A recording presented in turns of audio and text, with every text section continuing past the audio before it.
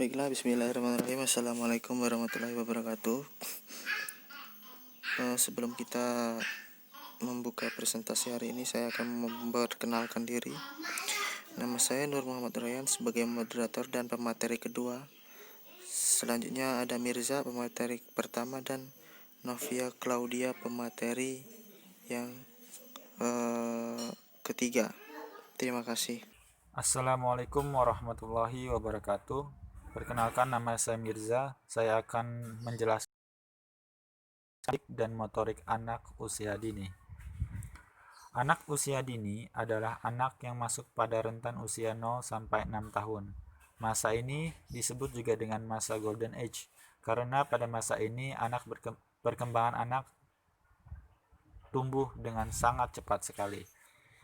Kemudian, pada masa ini juga, anak harus diberikan rangsangan-rangsangan yang tepat untuk menunjang perkembangan anak.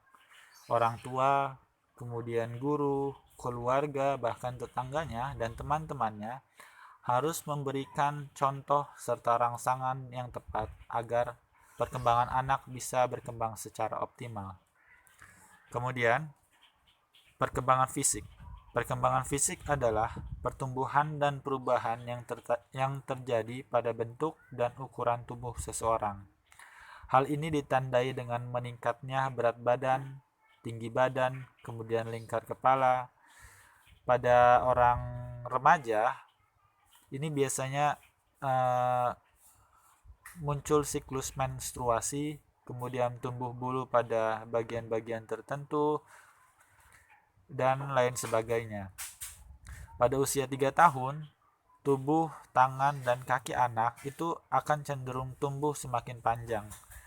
Seiring dengan bertambahnya usia, anggota tubuh akan terus berkembang hingga mencapai hampir sama dengan orang-orang dewasa.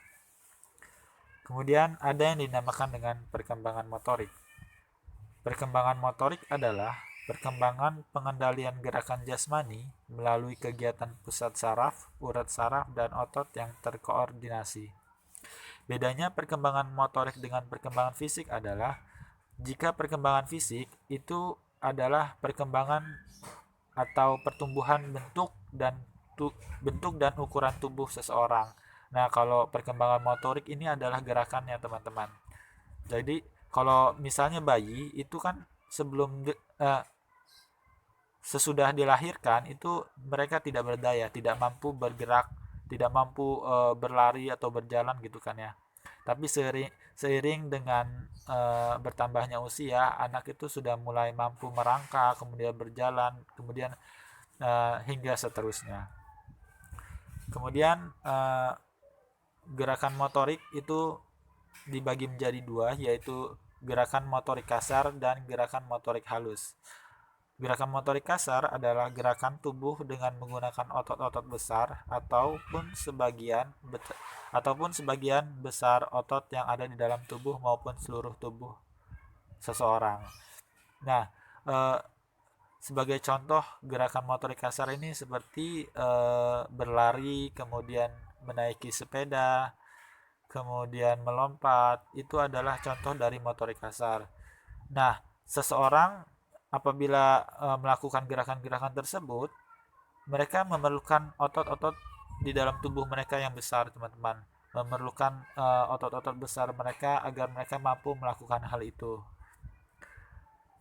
Kemudian hampir seluruh tubuh mereka, hampir otot-otot di seluruh tubuh mereka itu digunakan apabila mereka melakukan gerakan motorik kasar.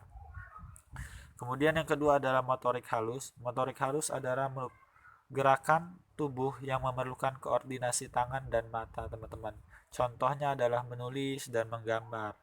Nah, menulis dan menggambar ini kan tidak memerlukan otot-otot yang besar ya, teman-teman ya. Hanya memerlukan otot-otot yang kecil saja. Namun, gerakan motorik halus ini harus ada koordinasi antara tangan dengan mata, teman-teman. Kemudian, perkembangan fisik dan motorik dapat dijadikan sebagai tolak ukur pertama untuk mengetahui tumbuh kembang anak. Nah, perkembangan fisik motorik ini kan dapat kita lihat ya dengan indera kita ya, dapat kita rasakan. Nah, Apabila anak ini memiliki perkembangan fisik motorik yang tidak sesuai dengan umurnya, maka dapat dipastikan bahwa mereka mengalami gangguan perkembangan fisik dan motorik. Oleh sebab itu, orang tua harus berhati-hati apabila anaknya mengalami keterlambatan dalam perkembangan fisik dan motoriknya ya. Nah, apabila seorang anak mengalami gangguan atau perkembangan fisiknya tidak berjalan sesuai usianya, hal itu harus diwaspadai teman-teman. Karena biasanya jika anak mengalami perkembangan fisik dan motorik yang terlambat, itu akan berdampak juga pada perkembangan lainnya, seperti perkembangan kognitif dan psikososialnya. Maka dari itu apabila anak mengalami gangguan dalam perkembangan fisik, ada baiknya menemui dokter atau orang-orang yang memiliki ilmu yang baik, yang tepat, teman-teman. Sekian, itu saja yang dapat saya sampaikan. Ada kurang lebihnya saya mohon maaf. Akan dilanjutkan oleh teman saya. Terima kasih. Assalamualaikum warahmatullahi wabarakatuh. Baiklah, assalamualaikum warahmatullahi wabarakatuh. Yang selanjutnya saya akan menjelaskan tentang kemampuan motorik anak dapat dideskripsikan sebagai berikut. Nah, yang pertama ada usia. Di sini usia 0 sampai 12 bulan. Dalam kemampuan motorik ini dibagi menjadi dua, teman-teman, yaitu motorik kasar dan halus. Yang pertama adalah motorik kasar untuk usia 0 sampai 12 bulan, yaitu berguling ke kanan dan ke kiri, meraih benda di depannya, melempar benda yang dipegang, menarik benda yang terjangkau. Yang selanjutnya motorik halusnya memindahkan mainan dari satu tangan ke tangan yang lain. Yang kedua adalah meremas. Yang ketiga adalah menggaruk kepala.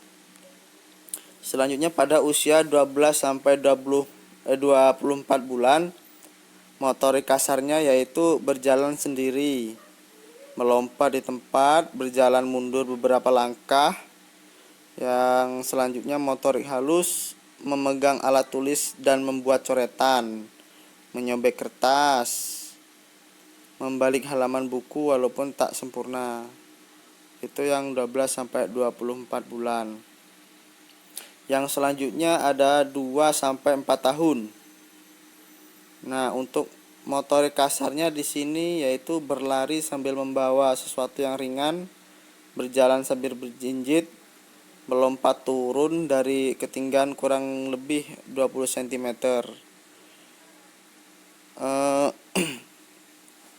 Selanjutnya motorik halus yaitu menuangkan air, melipat kertas, menggunting kertas tanpa pola. Dan yang selanjutnya 4 sampai 6 tahun. Motorik kasarnya yaitu mengendarai sepeda anak, bermain bola, sedangkan motorik halusnya menggunakan pensil, menggambar, menulis huruf cetak. Pada usia 6 sampai 10 tahun di sini pada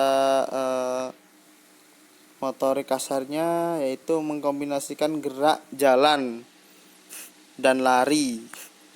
Yang kedua berguling ke depan atau koprol. Yang ketiga dapat menari dan mengikuti gerakan dalam senam irama. Sedangkan motorik halusnya mampu makan, minum, dan berpakaian sendiri. Yang kedua yaitu memotong dan menggunting dengan sempurna. Yang ketiga adalah menggambar sesuai dengan penglihatan. Baik, terima kasih untuk materi saya. Yang selanjutnya yaitu gangguan dalam perkembangan fisik anak usia dini. Yang pertama itu ada malnutrisi. Anak usia dini yang terhambat pertumbuhan fisiknya karena masalah malnutrisi, biasanya badannya terlihat kurus, lemah, gampang sakit, tidak aktif. Ada beberapa penyakit yang disebabkan oleh malnutrisi. Yang pertama itu ada kwashiorkor. Kwashiorkor itu malnutrisi yang disebabkan oleh kekurangan asupan protein dalam jangka waktu yang lama. Biasanya kwashiorkor ini mempunyai ciri seperti perut buncit, pembesaran hati, penipisan rambut, tekstur rambut yang kasar.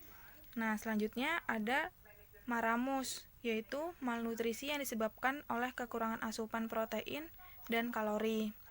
Biasanya ini ciri-cirinya berat badan yang lebih rendah 80% dari normal, kulitnya yang kering dan kulitnya juga bersisik dan kulit juga terlihat seperti longgar. Status gizi yang kurang akan menghambat laju perkembangan motorik anak dan akan berimplikasi pada perkembangan aspek lainnya. Nah, selanjutnya yaitu obesitas. Disebut juga dengan istilah kegemukan. Obesitas bermula dengan adanya 25 miliar sel lemak di dalam tubuh ketika anak dilahirkan. Seperti tetangga saya ada anak usia 3,5 tahun, dia mempunyai berat badan 30 kilo. Itu kan di usia yang segitu kan dengan berat badan 30 kilo itu bisa dikatakan obesitas. Baik, yang selanjutnya yaitu gangguan dalam perkembangan motorik anak usia dini. Yang pertama itu ada masalah keterampilan motorik kasar. Ini terkait dengan ketidakmampuan anak mengatur keseimbangan dan reaksi kurang cepat serta koordinasi yang kurang baik. Hal ini terjadi karena anak kurang diberi kesempatan untuk berlatih atau ada kemungkinan anak memiliki masalah dalam syaraf motoriknya. Keterampilan motorik kasar itu biasanya seperti berjalan, berlari, melompat. Contohnya, apabila anak usia 24 bulan dia belum bisa jalan karena kan pada dasarnya anak itu bisa berjalan di usia 18 bulan.